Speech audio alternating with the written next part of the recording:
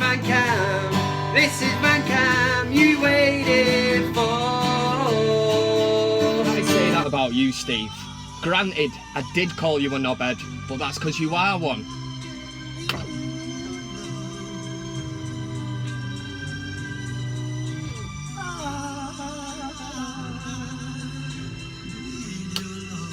Alright everyone, it's Kev Ashford here for Van Cam.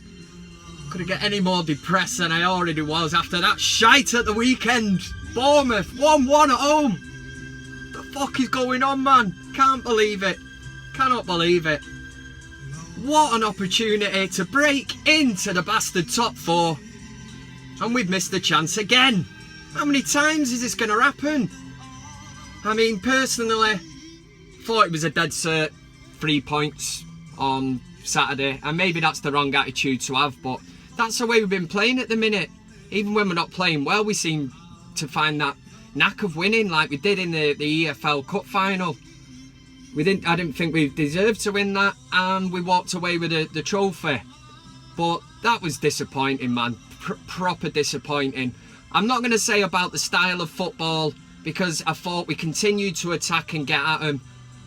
But how many times is a bastard opposition goalkeeper going to have the game of his life at Old Trafford? Nearly every other week this now at Old Trafford. 10 draws, I think it is. 10 draws. Turn a few of them into wins, few extra points there, we'd be in the mix, and that's ultimately what's going to be our downfall at the end of the season. Because the teams in front of us, Arsenal and Liverpool, the way they've been carrying on, I still think we'll catch him, I really do. But into the match, Bournemouth, Ibra's going to get banned. I thought that was a bit of a shithouse move, the elbow. I know you get these fans, oh, well done, because Ings did stamp on his head, and that was a shithouse move as well. But two wrongs don't make a right. Best way Ibra could have answered that one was to stick the ball in the back of the net, and we missed a penalty. It was a great save by the keeper. I thought Ibrahimovic has hit it low and hard, keeper's saved it. But that set the tone for my weekend then, because even Pogba, you know, infuriated me. I mean, he looked like he'd been spent all night on Crystal Meth or something going off his head, and just rocked up for the game. He couldn't control the ball, couldn't pass the ball, couldn't shoot, got the ball stuck under his feet in the final minutes when he could have scored. It just set the tone for my weekend. I defend Pogba though. I do think the £89 million price tag, that's what United had to pay to get him, but if he never left United and we brought him up through the youth, he'd never gone to Juventus and come back to us for that fee.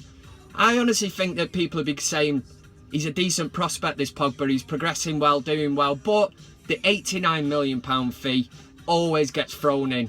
Mickey Quinn on TalkSport, he's a silly scouse bastard, and he's been slagging him off. He's never an £80 million player. Pipe down, Mickey Quinn, you stupid gypsy. But he set the tone for my weekend then, because it was early, back from the match.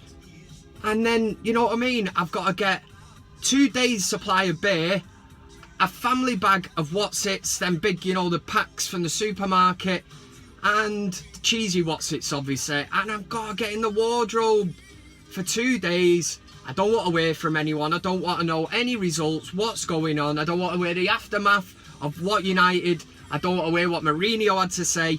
That's just me, that's how I deal with draws that actually feel like defeats. You've got Bournemouth players coming off the pitch celebrating like they've won the Champions League because they've got a point at Old Trafford. Depressing, it really is. Anyway, it's only a quick one today just to catch up and tell you my thoughts, because we've got some team called Rostov or something from Russia.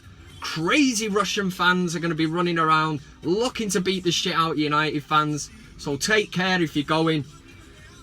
And let's just hope we don't do an Arsenal, and by the end of the first leg we're out of the competition. I'm sure we won't. Mourinho knows, keeping the tide till the second round, and even if we can score a few goals along the way, we do that. But you know, all this travel time, it's just a load of shite anyway, innit? Teams that, you know, oh, they've got to travel to Russia and back, you know, it'll take its toll on them.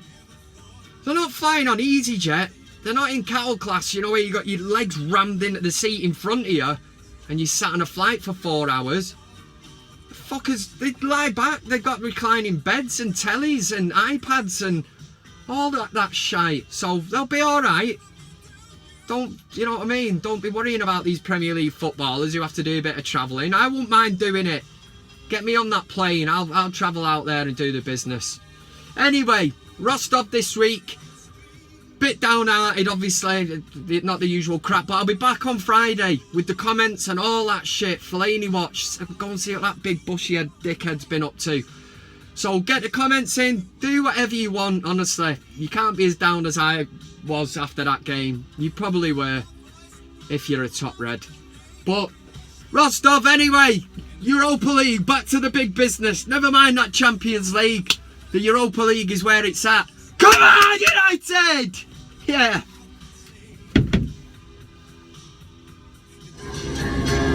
It started with a kiss. Never thought it would come to this.